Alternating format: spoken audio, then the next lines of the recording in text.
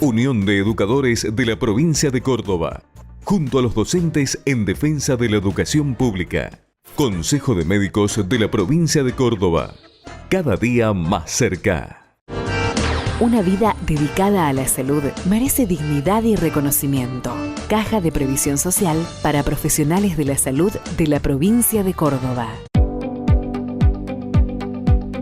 Municipalidad de la Ciudad de Córdoba.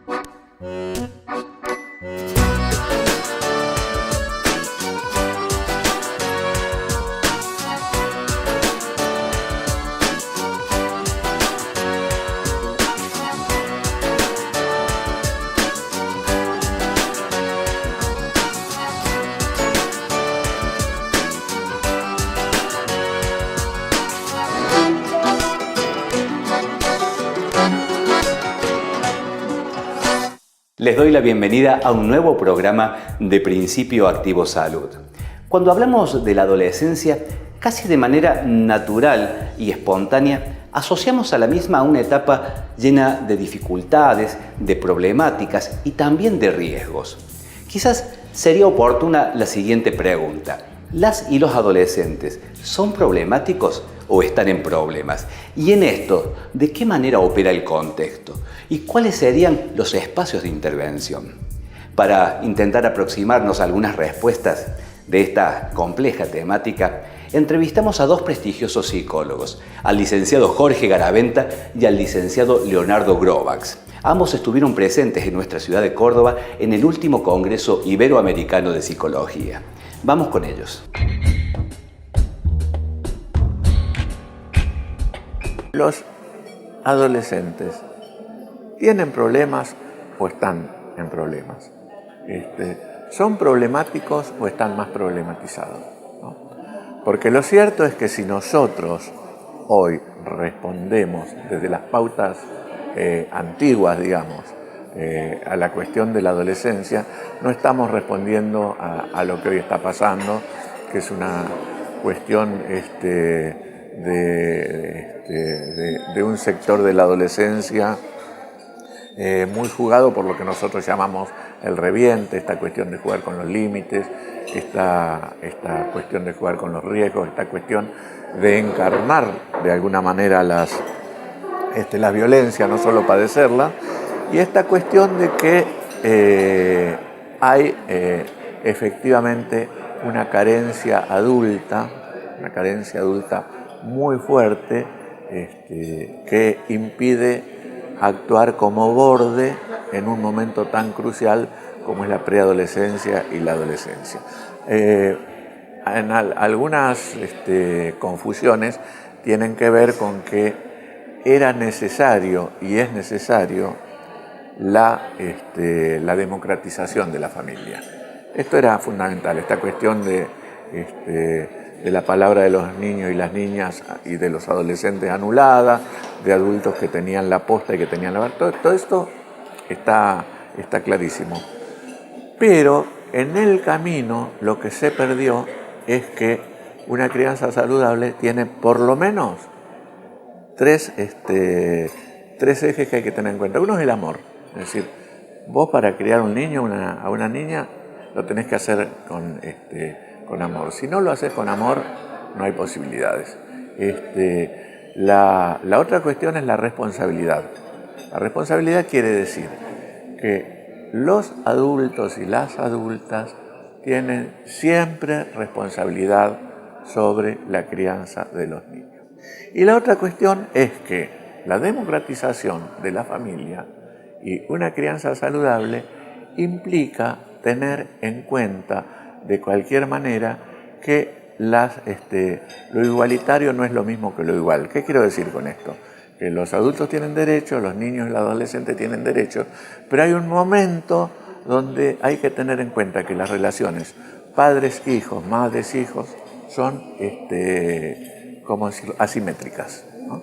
Entonces, amor, responsabilidad, asimetría son tres cosas que hay que tener en cuenta, porque de lo contrario, en el momento en que más necesita guía y acompañamiento, el niño o la niña se encuentran solos con esta cuestión de una sociedad absolutamente mediatizada, que a través de las redes se vehiculiza la violencia, que hay que digamos que yo creo que con un poco más de libertad, la violencia que hoy padecen adentro la llevan afuera y se va recreando en distintos escenarios. Es decir, así como hay un sector de adolescentes que no están atrapados por esto, es cierto que hay un sector no pequeño de adolescentes que están atrapados por estas cuestiones de las violencias y que además estas cuestiones de las violencias, digamos, se ejercen hacia sí mismo o hacia los otros, ¿no? Yo una de las cosas que pensaba es, no es casual que en esta época, que en una época de tanto desborde social, ¿no? Haya un incremento mayor de los suicidios adolescentes, ¿no?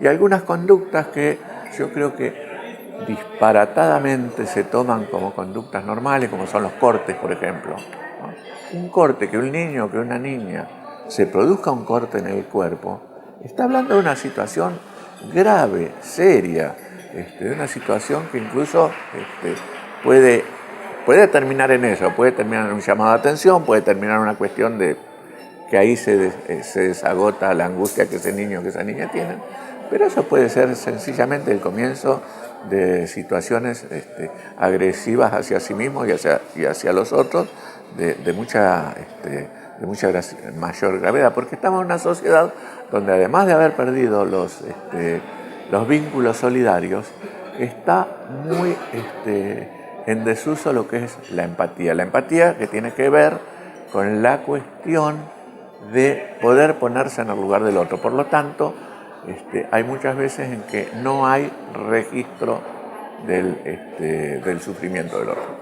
Esto no se soluciona ni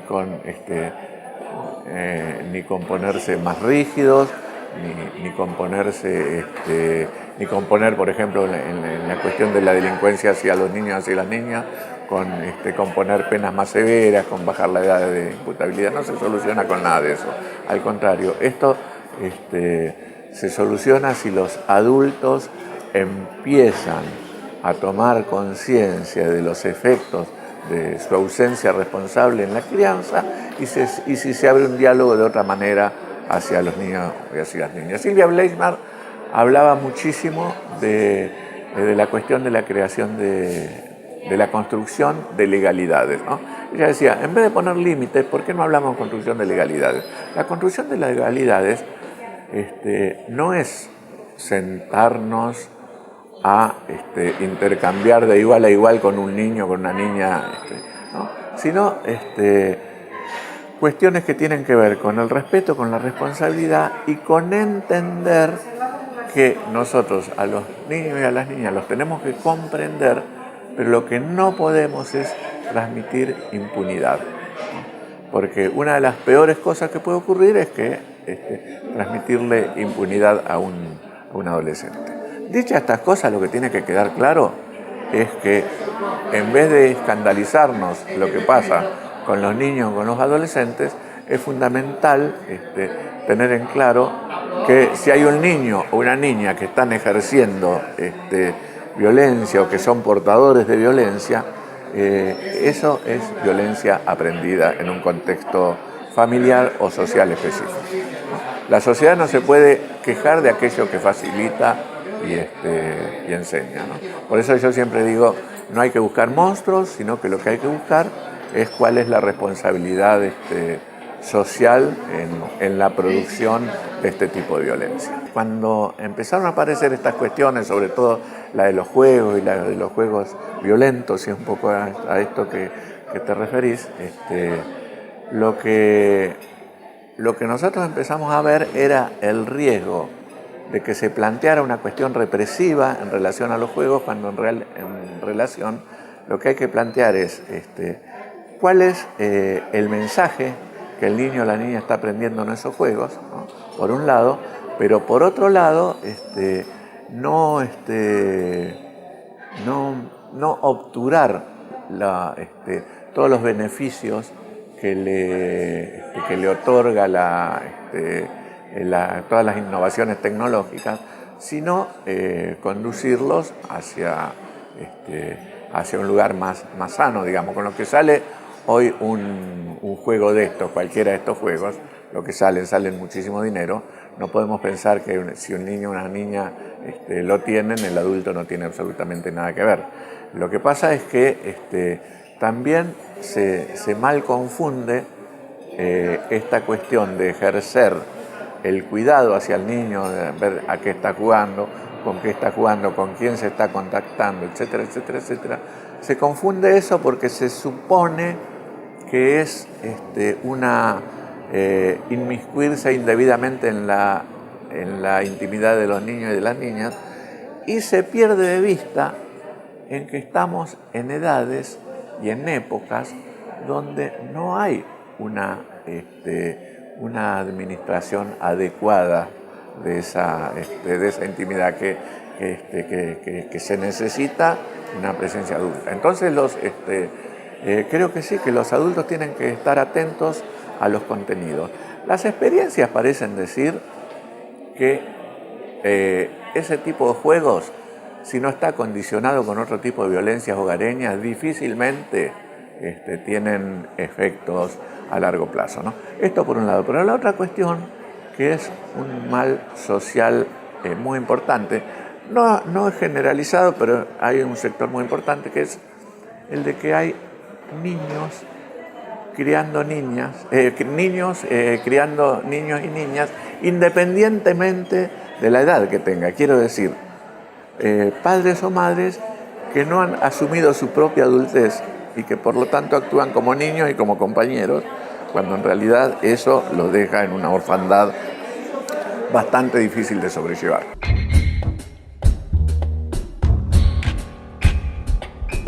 Unión de Educadores de la Provincia de Córdoba, junto a los docentes en defensa de la educación pública. Consejo de Médicos de la Provincia de Córdoba, cada día más cerca.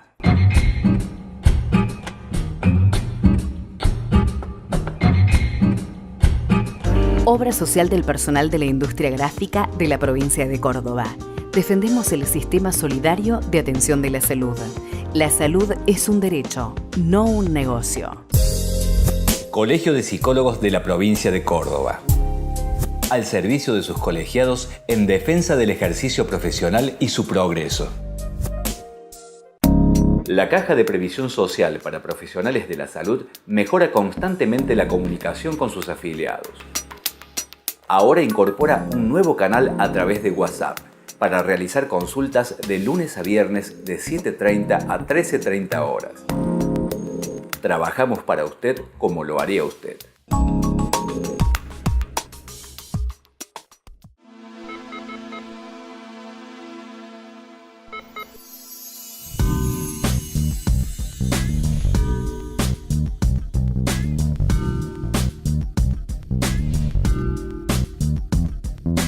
Con respecto al respeto de la diversidad sexual, hay quienes se oponen a la enseñanza de la educación sexual aclaran que ellos se oponen a que la sexualidad sea una construcción social. Nunca hay, ni en la Ley de Educación Sexual Integral, ni en todos los textos que quienes trabajamos en esto hemos ido leyendo, un planteo de que la sexualidad individual, la identidad sexual es una construcción social. No, es una construcción subjetiva, que es absolutamente diferente. La construcción social va de afuera hacia adentro y la construcción subjetiva es de adentro hacia afuera. Por lo tanto, si hablamos de construcción subjetiva, es algo que forma parte de nuestro ADN como persona, que no lo podemos ni negar ni evitar. Si nosotros seguimos pensando que la heterosexualidad es una norma natural, estamos confundidos. Lo único natural es que nuestro cuerpo nace con una determinada asignación sexual física.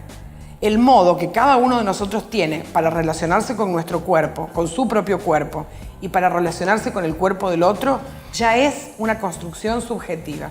Por eso es que tanto la identidad de género como las manifestaciones de cada una de esas identidades, como las relaciones afectivas que esas personas tengan, son tan diferentes como personas hay en cada una de las sociedades. Con respecto a estos grupos que irrumpen en las escuelas pidiendo que no se les enseñe educación sexual a los hijos, el rol de los docentes es invitarlos amablemente a que esa discusión la vayan a dar o al Ministerio de Educación de la provincia que corresponda o con los legisladores que los representen o que conozcan, porque nosotros en las escuelas no decidimos los contenidos curriculares, no decidimos la currícula escolar, provincial, ni nacional, ni nada que se le parezca. Nosotros simplemente recibimos propuestas curriculares y de acuerdo a esas propuestas que se reciben, se hace una selección y se elige las herramientas institucionales que vamos a usar para llevar adelante, para enseñar esos contenidos, digamos. Pero no hay modo que nosotros podamos resolver en una discusión con las familias de nuestros alumnos y alumnas qué contenidos se van a dar en la escuela. Pues yo siempre cuento una anécdota absolutamente personal. Yo detesto las matemáticas y entonces tendría que ir a la escuela de mi hijo, que las sufre bastante, al igual que en mi biografía escolar, tendría que ir a plantear que ya está bien, porque mi hijo se va a dedicar a estudiar las ciencias sociales. O sea que las matemáticas no le afectan para nada en su vida, entonces a mí me gustaría que ya no le enseñen más, que no se haga cargo la escuela. Mi hijo sufre porque es una materia que siempre reprueba, mucho trabajo, entonces decía, ¿para qué? Yo con mi hijo no te metas en matemáticas. Digo, si yo fuera con ese planteo a la escuela, a lo mejor a mí de frente no me dirían nada, pero cuando me retirara de la escuela seguramente se estarían riendo mucho, porque uno no puede ir a las escuelas a decir qué cosas les enseñan a nuestros hijos y qué cosas no, porque a nosotros se nos ocurre simplemente. No es así, las decisiones son... Y de última, el planteo más indicado que uno les podría hacer a esos padres es que en la escuela pública los saberes que circulan son públicos y que por lo tanto si uno quiere que sus hijos o hijas reciban algún saber específico que esa escuela no le está brindando o que le parece que lo brinda equivocadamente, hay que mandarlo a una escuela confesional que acuerde con el planteo religioso, filosófico que cada familia tenga. Y de última, otra de las cosas interesantes, que eso lo ha planteado cuando un grupo de iglesias evangélicas hicieron un comunicado manifestándose a favor de la educación sexual en las escuelas y grupos de familias católicas que también lo hicieron, una de las cosas que manifiestan es que nuestros hijos e hijas están sometidos desde muy pequeños a todo tipo de información que circula a través de la radio, a través de la televisión, a través de las revistas, a través de las conversaciones con amigos y amigas, lo que los chicos escuchan cuando se juntan las familias o cuando comparten con algún grupo de amigos adultos, ¿no? De padres o madres, están sometidos a información que permanentemente está vinculada con la sexualidad y que justamente el lugar a donde hacer público lo que han escuchado, lo que les despertó duda, lo que les hace ruido y lo pueden plantear amablemente, donde van a ser escuchados y donde van a ser incorporados a un grupo de discusión y de información de acuerdo a las leyes que rigen nuestro país, el único lugar es la escuela. Entonces, bueno, yo lo que creo que hay que responder a estos grupos antiderechos podríamos decir, pero grupos hay que responderles con acciones. Hay que seguir dando charlas, hay que seguir dando clases de educación sexual integral, hay que reunir a las familias y explicarles lo que estamos trabajando, hay que generar materiales, hay que discutir todos los contenidos que llegan a nuestra casa de otros ámbitos, redes sociales, televisión, radio, y creo que discutirlo amorosamente y desde el amor nos va a llevar a que nosotros no nos equivoquemos. El odio nunca construye, el odio seguramente nos va a hacer tomar decisiones equivocadas. El amor construye mucho más y hace que nos podamos vincular desde un lugar mucho más respetuoso.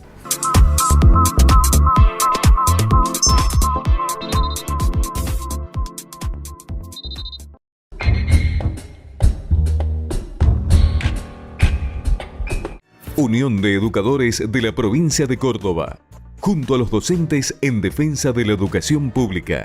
Consejo de Médicos de la Provincia de Córdoba, cada día más cerca.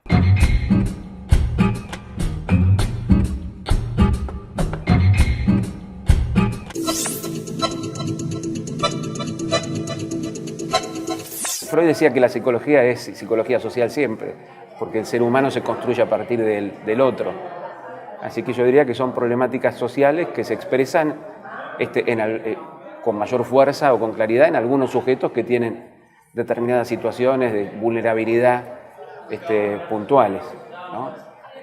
Yo creo que en las adicciones en nuestro país y en todo el mundo tenemos dos problemas, ¿no? El problema de la propia adicción o la propia patología, si se quiere, o el proceso de consumo problemático, y las políticas que están basadas claramente en prejuicios, y por lo tanto es muy difícil llevar adelante una política de adicciones en lo preventivo y en lo asistencial que realmente sea efectiva. Hasta ahora me parece que la mayoría de las experiencias han sido ineficaces. No creo que producto de la complejidad del problema de la adicción, sino producto de que parten de paradigmas equivocados, que es el paradigma de poner el acento en la sustancia y creer que lo que enferma a un sujeto es una sustancia, cuando en realidad la sustancia es parte de un proceso, yo diría hasta defensivo, de un sujeto que tiene otra problemática de fondo, y que si esa problemática no es visualizada como una problemática singular en un contexto social determinado, muy difícil de atender. Y todavía me parece que siguen ganando las políticas abstencionistas, ¿no? Las políticas que apuntan al no consumo casi como punto de partida de un tratamiento, cuando en realidad, ahí también siguiendo a Freud, yo creo que el tratamiento adecuado es el que toma a la adicción como un síntoma y la cura de ese síntoma por añadidura. ¿Qué quiere decir por añadidura? Que lo que hay que buscar es que la persona resuelva su problemática de fondo, y el consumo será en todo caso, abandonar el consumo será en todo caso o no una consecuencia de ese proceso.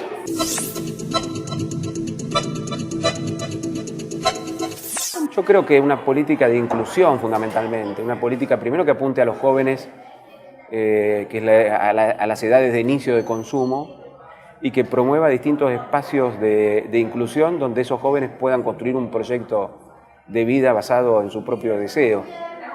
Hoy estamos, por ejemplo, en Río Grande, Tierra del Fuego, a punto de inaugurar un dispositivo que se construyó en conjunto con Cedronar, y donde estamos tratando de darle ese sentido, ¿no? Que haya talleres artísticos, deporte, talleres de inclusión laboral, y que sean espacios donde los chicos puedan circular y hacer su propio recorrido, pero que en definitiva les sirva a pibes que por ahí están en situación de no saber muy bien qué hacer con su vida, y que puedan encontrar o en alguno de esos talleres, o en alguno de esos espacios, o en alguno de los adultos que van a trabajar ahí, alguna referencia que les permita ir construyendo una esperanza de vida, un proyecto, y eso es el preventivo en adicciones y en salud mental.